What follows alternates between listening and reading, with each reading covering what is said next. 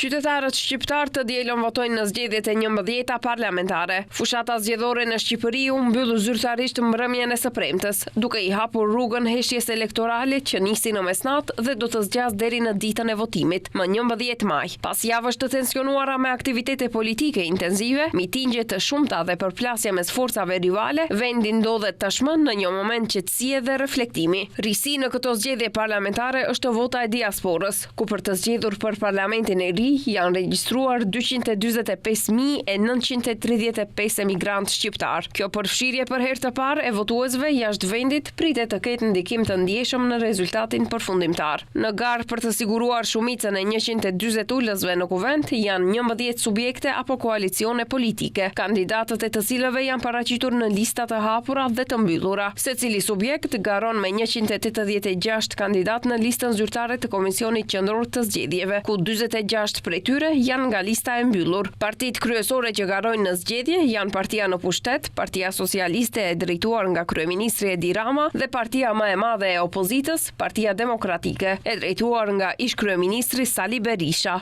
Numri i përgjithshëm i zonave zgjedhore është 12 dhe numri i mandateve të deputetëve për çdo zonë varion nga 3 mandate për qarkun e Kukësit dhe deri në 37 mandate për qarkun e Tiranës. Sipas të dhënave zyrtare nga Ministria e Brendshme e Shqipërisë, të drejtën e votës e kanë 3.713.761 shtetas shqiptar, brenda e jashtë vendit. Në të gjithë vendin do të jenë 5.225 qendra të votimit, ndërkohë procesi i votimit dhe numërimit të votave në disa qendra do të kryhet nëpërmjet pajisjeve elektronike të votimit dhe numërimit. Procesi i votimit për qytetarët shqiptar që jetojnë jashtë vendit filloi më 15 prill 2025 dhe aktualisht ky proces vazhdon dhe realizohet në rrugë postare. Votimi nga jashtë vendit konsiderohet si një moment historik për proceset zgjedhore në Shqipëri, pasi për herë të parë qytetarët shqiptar votojnë nga jashtë territorit të vendit.